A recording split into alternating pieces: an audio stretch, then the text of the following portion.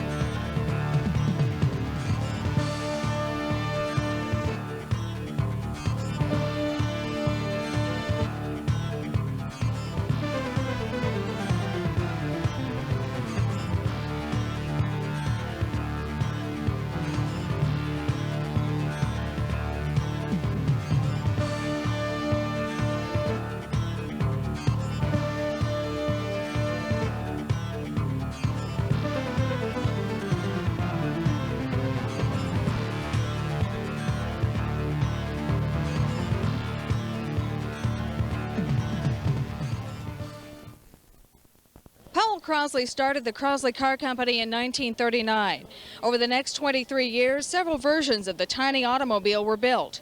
Today, with the help of members of the Crosley Car Club, we'll take a look at some of these mechanical wonders of the automobile world.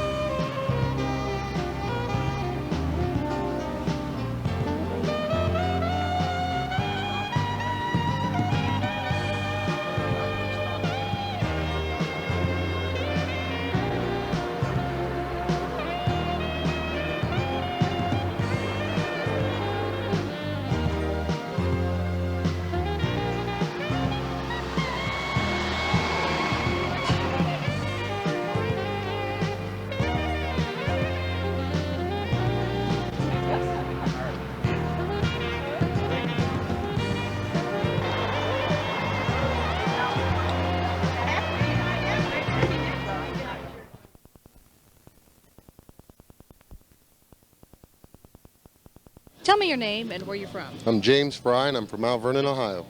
James, how did you get interested in the Crosleys? Well, my mom got us interested in them. She actually bought this one about 2.5 years ago, and we just went with it. I mean, I got another one lined up to buy now, and just to recondition it and see what it looks like when I'm done. So how long have you had this one? About 2.5 years.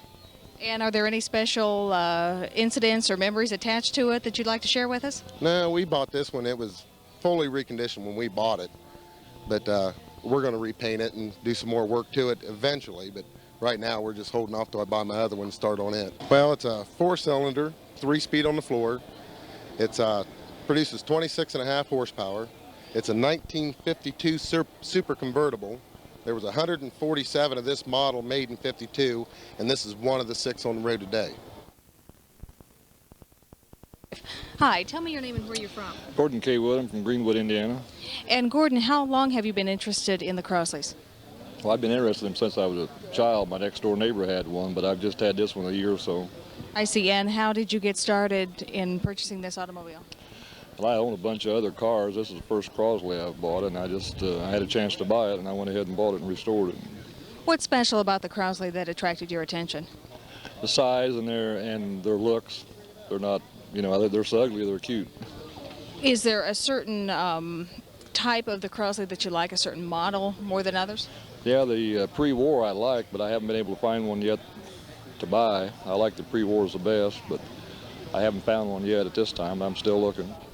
My name is Alvin Hosopple from Archibald, Ohio. And Alvin, tell me a little bit about your car. Well, I've been owning these farmer roads since 1972. At one time I owned 6 of them. Now at the present time I own 2 of them. And I've been with the club since the very beginning. I'm a charter member number 29. And I've been going along with the Crosley Club and as their farmer road observer. That's the name of this vehicle. And there was probably 400 of these built at one time. Okay, what year is the car? This is a 1951, serial number 225. Okay, how did you get interested in Crosleys? Well, I bought my first one, a car, at a local dealer, and it was a sedan. And after that, I started looking around. I heard about this vehicle. When I bought my first one, the guy said there was only 2 of these around. And he said the one was in a salt mine in New York. But as I got this, I talked to people and discovered there were other ones around. What's so special about the automobile that you felt obliged to purchase it? Well, I was interested mostly in this vehicle because of its uniqueness. It had a type of a truck or a tractor and also a road vehicle. And it had factory equipment with it that came from the factory to be used on small farms. Are there any special memories or incidents or even unusual places the car has been you'd like to share with us? Well, this car has been at the first national show in Maumee, Ohio, and it has been in every national show since. I've been the car and myself, which I think is unique in itself because I don't know of any other member that has that record. I'm John Allen from Indianapolis. And John, tell me a little bit about your car, the year and the model. Well, this is a 1951 CD series station wagon. I bought it used 3 or 4 years ago in Chicago. I had driven the 41 Crosleys all during the Second World War till about 1950, and then I sold it and bought a 1949 sedan, drove it to 58, so this is my 3rd Crosley in my lifetime. They're fun cars to drive and economical to drive. I got it just to drive back and forth to work, and it was very, very economical transportation for me. And what besides the economical transportation makes them special to you? Well, they're easy to drive. They're economical. You get good mileage, and I'm Scotch, so that tickles my Scotch blood to have a car that's economical in mileage. So do you tour with the car and display it? Yeah, we tour with the car. We trailer them. We don't drive them to these meets. We get around to the national meet and the Crosley National Meet up in Waseon, Ohio every year. So we trailer them around. We like to show them. We like them. We got 3 Crosley between the 2 of us. And we like them very much. We like to show them. A lot of people don't know what they are, so it's a surprise. What is that anyway? They don't know what it is. The younger folks particularly don't know what they were. We're glad to be back here since this is where these cars are made. Hi, tell me your name and where you're from. Larry Rittenhouse, Winchester, Indiana. And Larry, tell me a little bit about your car. It's a 1952 Crosley, made here in Marion, of course. There were 391 of the 1952 pickup trucks made. I traveled to Rhode Island to get this one. And how did you become interested in the Crosleys? I wanted a car that was made in Indiana, produced, and Crosley was the easiest for me to get a hold of. And traveling to Rhode Island, that's quite a distance to get a car, isn't it? Yeah, I picked up 2 up there, 2 Crosleys. I see. Are there any special memories or incidents involved with the car you might like to share? Not really, just been a lot of work and a lot of fun driving. Hi, tell me your name and where you're from. Okay, Joe Miller. I'm from Pennsylvania, about 50 miles north of Pittsburgh. And Joe, tell me a little bit about your car here. Okay, this is a 1952 Crosley Super Sport. It's one of the roadster models that was made from 49 to 52. They came out with a hot shot in 49 and 50 that had cutouts where the doors are on the Super, and they just had a rubber grommet around the cockpit. 51, 52, they got a little more glamorous, and they put doors on them. Still kind of a cheap, economical automobile, but they are a lot of fun and one of the most desirable Crosleys today. What makes them so special to you? Well, I guess just their size, and they are kind of unique. It's an orphan car, and I appreciate any orphan cars. I kind of give them a little more attention than I would a Chevy or a Ford today. Is this the only one you own? No, I have about 6 Crosleys. As most people in the Crosley field today, when you buy one, there's usually a half a truckload of parts that come along with it. Because they are not all that dependable, you have many problems from time to time, especially when they were being ran on the highways on a daily basis. So I have 2 wagons, 2 sedans, a 49 Hotshot, and a rather hulk of a 47 pickup. And are there any special memories or incidents attached to this one you'd like to share with us? Well, I've had it for about 10 years, and it sat around in the first couple of years after I got it. I got in a big hurry and did the frame and left it set, and then a couple of years ago my wife said, why don't you take the money and finish that up? That's the only way you're going to be happy with it. So I took the few $1,000s it took to finish it, had the body work done and a paint job. And then unfortunately, while I was away on a business trip out of the country, I have a very large dog that kind of went berserk in the garage and just scratched the heck out of all the top surfaces. But my wife was able to take it up to the restorer that did the paint job, and he buffed out the scratches, and the dog lived a long, full life and died a natural death, believe it or not. Hey, tell me your name and where you're from. Ed Lemke from Sioux Falls, South Dakota. And Ed, how did you get involved with the Crosleys? Oh, back in, I opened up a pizza parlor in 1975, and I bought a modified Crosley fire truck. And as soon as people found out I had the Crosley fire truck, people started telling me about Crosley here or there in the groves, and this one here, they were pushing out of a little shed, and that's how I got it. So tell me a little bit about this car here. This is a 1948 panel delivery, and I bought it 12 years ago and restored it. I've driven it twice from Sioux Falls to Wauseon, Ohio. Went a total of 997 miles and 17 gallons of gas. And it rides, it's very comfortable to ride, especially if you have about 200 pounds of weight over the back axle, and it really rides nice. And What's so special about the Crosleys that makes them interesting to you? well, they're an orphan car. It's a car that was way before its time. And it's just one of those cars that most everybody can afford to restore and have a lot of fun with. A lot of people make fun of them, but today's economy, here we have an engine that was built in 1947 and 48 that you know, is getting that kind of gas mileage. You know, it's the first car with 4-wheel disc brakes. You know, 1949, 1952, they almost won the Le Mans in France. You know. So it's a very competitive car, and every endurance race that they get into, these come out on top. My name is Howard K. Holderman, and I'm from Bristol, Indiana. And Howard, tell me a little bit about your car. Okay, the car was found about 7 years ago in a barn and a hayloft at Bourbon, Indiana, and we bought the car, and fortunately it was in pretty good restorable shape. And I brought it back, and I went all the way through it, put a paint job on it, and what you see is what you get.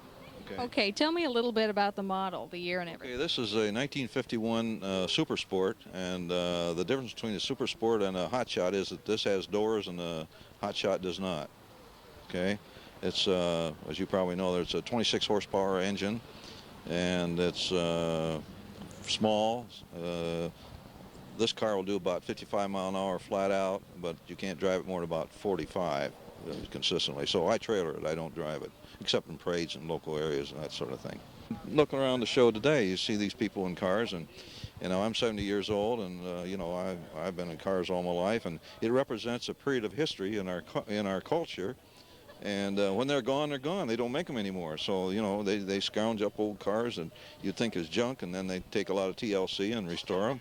And, you know, it makes something that you put your money in the bank, you know, you get interest. And you can buy something like this and have fun with it. And if you sell it, you can usually make money on it. So, you know, it's a profitable as well as interesting hobby. There was a lot of cars made in Indiana. People don't realize how many cars at one time were made in Indiana, and a lot of them. So it again represents a period of our history in Indiana, particularly in the car industry. Hi, tell me your name and where you're from. The name is Al Kelvin. I'm from Montpelier, Ohio. And Al, tell me a little bit about your car here. The car is a 1947 Crosley pickup. It was purchased from a gentleman in Colorado about 4 years ago, and we've had a lot of fun with it. It's not real pretty, but it's a lot of fun. How did you get involved with the Crosleys? A friend of mine had a Crosley, and I didn't know what it was. This is probably back about 15, 16 years ago. And I said, "What is that?" He explained it to me, and ever since I've been hooked. Okay, what is special, if you will, about the car that, you know, piques your interest? They're small, and you can store a lot of them in your garage. That's about it. Do you have any more besides this one? I'm restoring a 39 Crosley convertible right now. Okay, earlier I noticed this automobile has quite an unusual horn. Can you tell me about that? It's very loud once it gets wound up. Why it's there, I guess, is just to draw attention to the car itself, but we have a lot of fun with it that way, too. It scares a lot of people. It's got a horn that's about as loud as the siren. Okay, well, thank you. You're welcome. Hi, tell me your name and where you're from. Okay, I'm Clarence Capron, and I own Service Motors, the largest Crosley dealership in the world today. We have most of the parts. There are 2 or 3 other dealers that have new parts. We make 130 parts new for the car yet today. This car belongs to Gene Wimmer, or his daughter. Probably you'd better say his daughter. He's chromed almost everything on it. The high school at Huntington, Indiana, wanted to do the play Grease. So Gene came over and borrowed a car from me that looked like a golf cart, and the students were on stage with it in the beginning of the play, and then this car showed up on stage at the end of the play as their finished car. And the play was not a sellout the first night, and every night thereafter there was standing room only. Is pink an unusual color for a Crosley? This is a 57 T-Bird pink, so it's not a normal color for a Crosley. Do you know why pink was chosen? I think just because his daughter liked the color. So she couldn't have a pink Cadillac, so she got a pink Crosley. Yes, at this point that's a little step down, I guess. Hi, tell me your name and where you're from. Well, I'm Stan Thompson from Fort Wayne, Indiana. I have 5 of the Crosleys now. I started out with this pickup truck back in about 62, 63, and built it up for parades like a fire truck. We've had it that way ever since. Have a lot of fun with it. What makes the Crosley so special? I don't know. They're a small size, and the way they hum and the noise they make is a little bit different than the rest of the cars. Are there any special features about the car? Well, this one has an operating water system on it. In one of the parades, at the end, they shoved us all into a small park where there wasn't any room to get through, and a Ford Thunderbird caught on fire. I ran over with the water on this thing and put out the carburetor fire. So it actually has put out an honest-to-God fire, being a fire truck. Hi, tell me your name and where you're from. I'm Bill Angert, and I'm from Cincinnati most of my life, and also in northern Indiana up on Lake Wawasee. Okay, and Bill, tell me tell me a little bit about the car. All right, this is a 51 sedan convertible, super sedan convertible, which I have just finished restoring within the last couple months. I do this. I have a collection of 7 Crosleys and have been collecting them and restoring them for years, so it's kind of been my thing. How did you get involved in collecting? Well, I am from a suburb of College Hill in Cincinnati, and this is where Paul Crosley lived. I kind of grew up alongside of him with his family. I knew a great deal of the people in his family. His brother, Paul, died a good number of years ago, so I did not know him very well at all. But the rest of the family I know well, and it sort of was a hometown thing.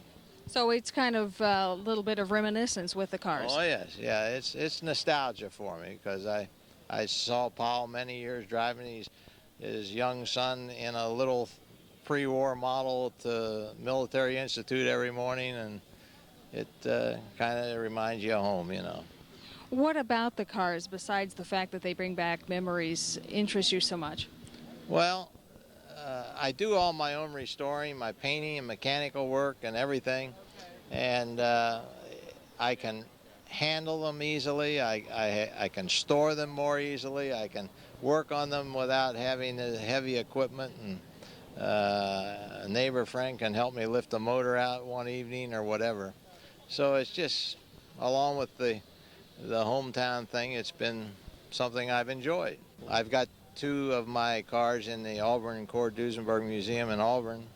They've been there several years. A lot of people have seen them. You know, they have a lot of unique things about them for the day that they were built.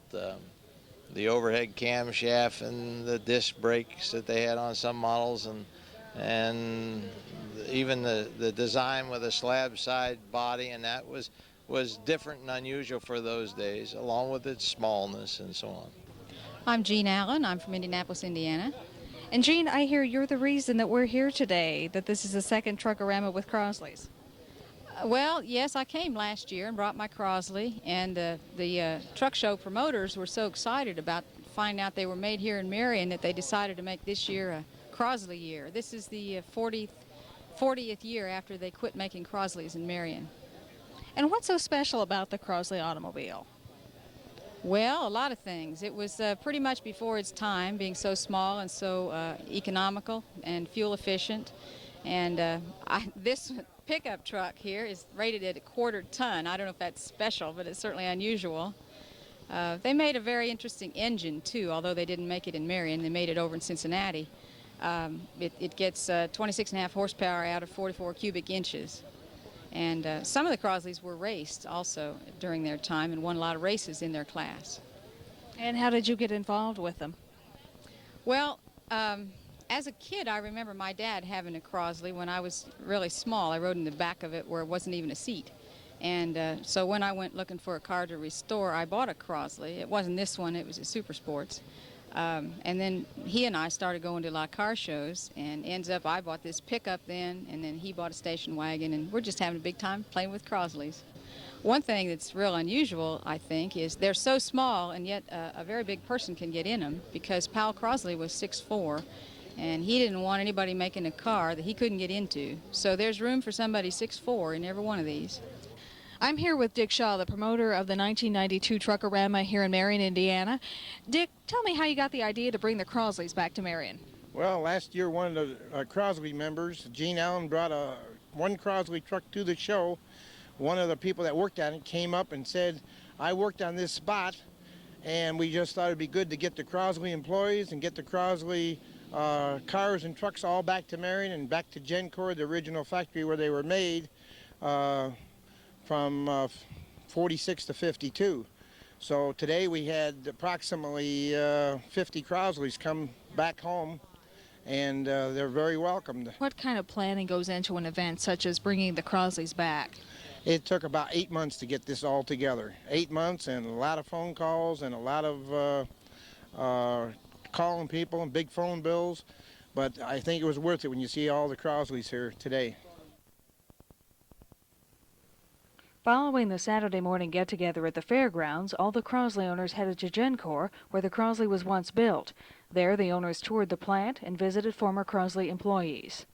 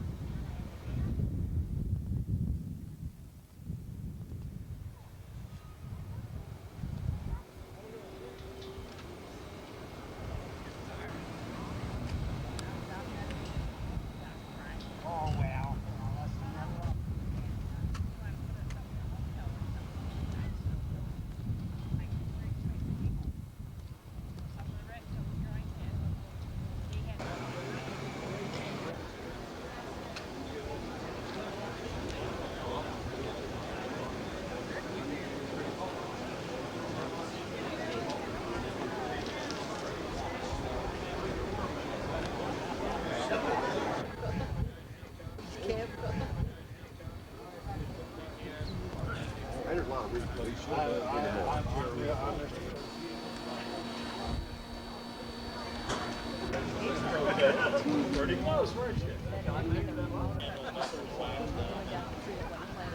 We're gathered here at GenCorp in Marion, Indiana to speak with some of the owners of the Crosley automobiles. And who do I have with me? Aaron Mundy, Independence, Missouri. Well, Aaron, can you tell me a little bit about your car? This one I got from my brother, and it was nearly finished as you see it here. He picked it up from the east part of Independence, drug it out of an old barn as usual. This car was a black one with, it was nasty, full of dirt, had lots of straw and hay in it, and we drug it home for $450. Got a big buy on that. So when we took it home, and then he took the body off and had us a total restoration to it all the way. Is this the only Crosley automobile you own? No, it isn't. I have 7 others, and have several station wagons, 51, 52, have 49 station wagon, 51 car, 52 Super Sport. Is there a certain feature about the Crosley automobiles that you like particularly? When I was younger, they were cheap. Very cheap to drive. As a matter of fact, back in 1956, 55, 56 and 57, my wife and I had one each to drive. That's all we had to drive because we didn't have any money to drive.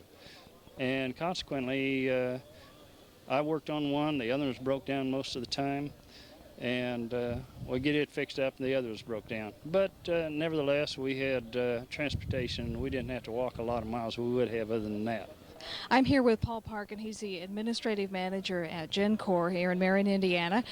And Paul, tell me, what's the significance of today's event with the Crosley automobiles? Yeah, well, we're trying to keep up with the community and get involved. And last year, the truck show, one Crosley truck come, and she said, well, you know, it'd be nice if we come out and get our picture taken. And from that, it just grew and grew and grew, and we got some employees, former employees here, and they're really eating us up, and they're having a good time, and they're out here showing these people how they made their cars. Yeah. And it's really come out to be a fun project. Now, the plant is significant because it was the place where the Crosleys were manufactured. Yes. We're going around after a bit and see exactly where some of the things happen. This plant has, and that's some of the things we're trying to do also, is to see what all is made in this plant, from Crosleys to beds. They used to make beds, they used to make ammunition, a lot of different things. Currently, the plant manufactures what? Corvette parts. Our plans are to get pictures of these cars out here in front of the brick building, which was originally here. We're going to take a tour out through the plant, and then we'll meet in the cafeteria, and then some of the employees are going to tell some of the things about what happened while they were making their cars. And there's some really crazy stories. It's going to be a ball.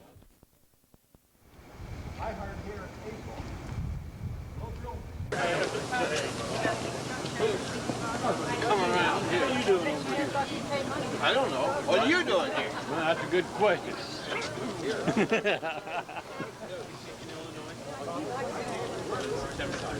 Well, we use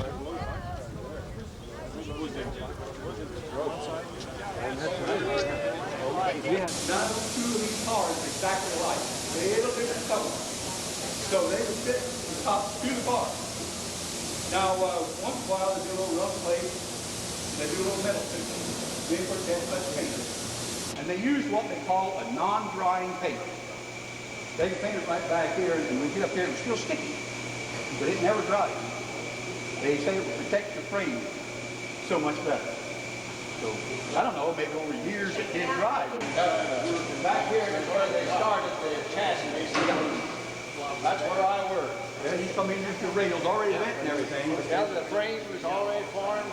Was everything? And they put it on the conveyor, upside down, and then we put the front and back axles and springs on. Everything went underneath of it. And then when it got on down here, they picked it up and turned the frame over. Now was it turned over before or after it went through that little paint deal? Remember they had a little deal about 4 foot where they done the spray. Remember. They turned it over after they put the wheels on, and then it traveled on its wheels. Must have been turned it over right after it went through the paint, because that's when they put the motor and transmission stuff in. So they put the wheels on it when it was upside down? Yeah, it's upside down. Then they pick it up, turn it over, and set it on its wheels, and then the conveyor let it travel on its wheels.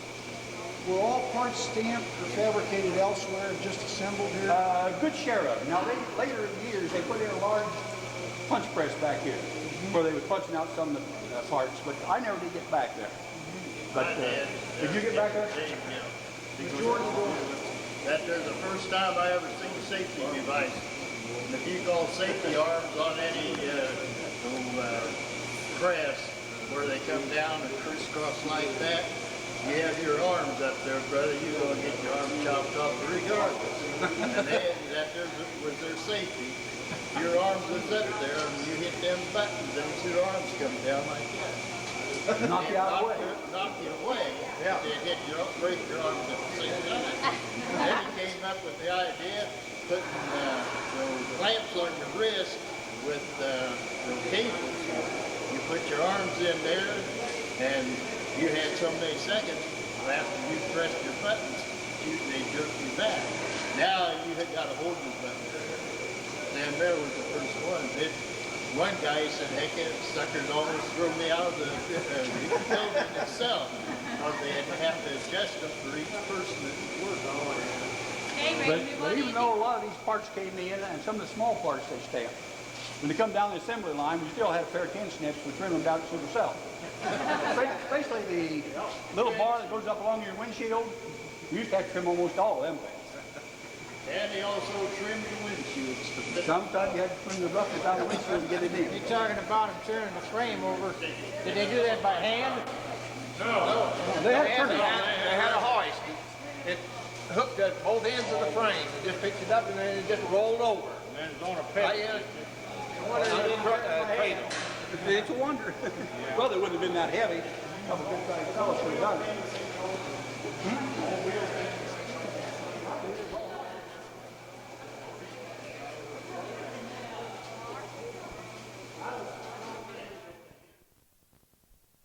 I'm from right here in Marion.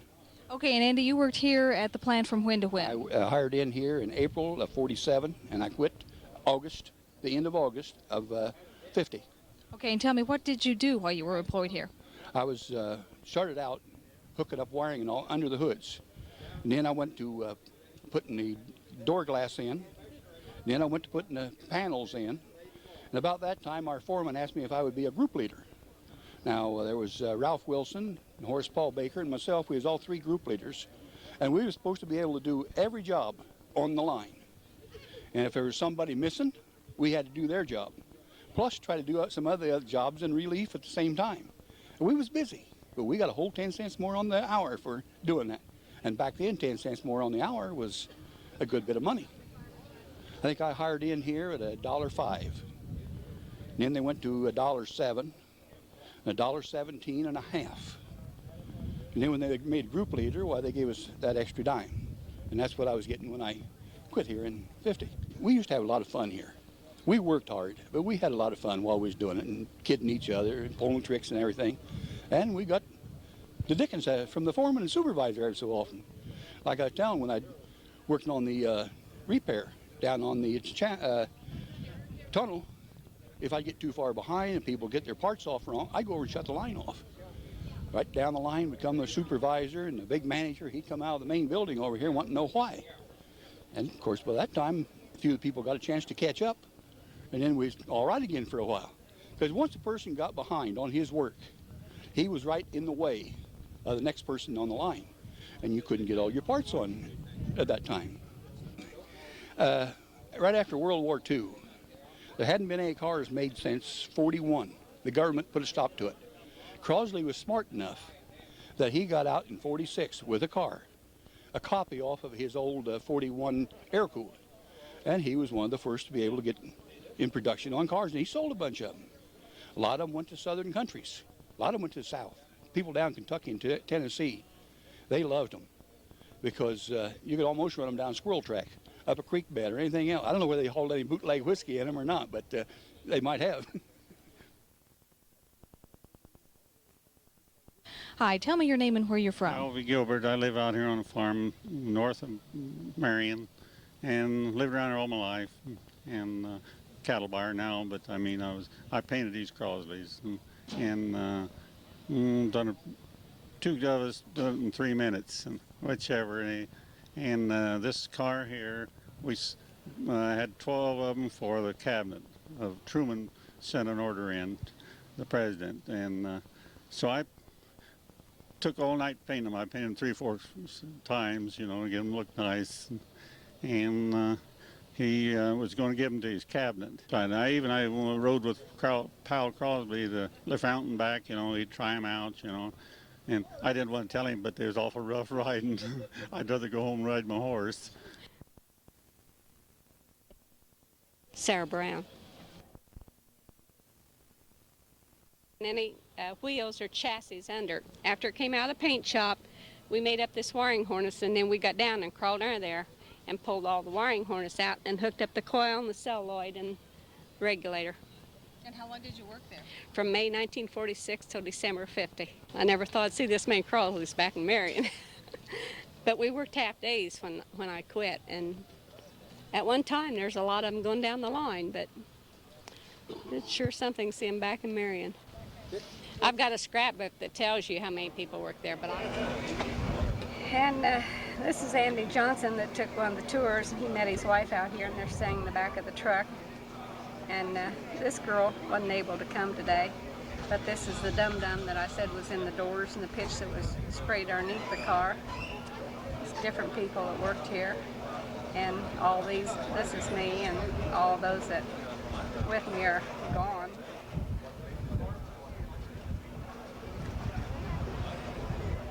Okay. And that's the job that I used to do till they hired more women, and the cars, this hooked under the car, and then it went back and it hooked under the back of the car. And there was 4 girls working on the job. It used to be 2 of us doing. One sat on the inside and tighten the things up with an air gun, and the others stand on the outside and hook up the stuff. But after they hired more girls, I got to work on the side line and make the wiring harness, and I didn't have to work on the line anymore. Do you want any more?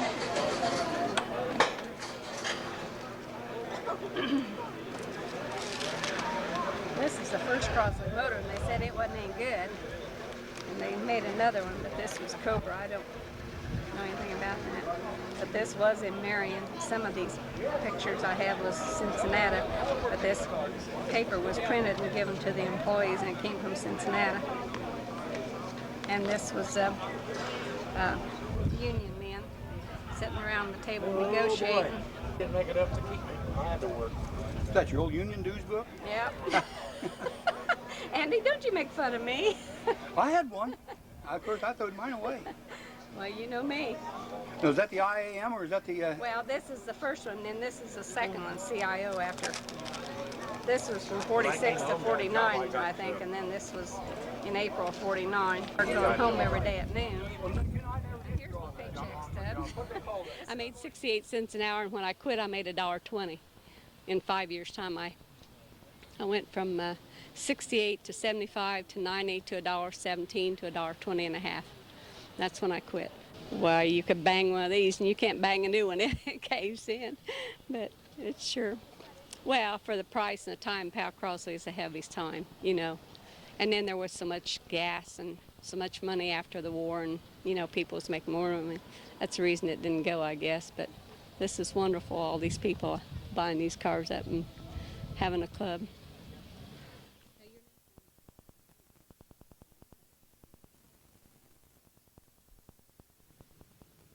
As a token of appreciation, GenCorp presented each Crosley owner a commemorative plaque.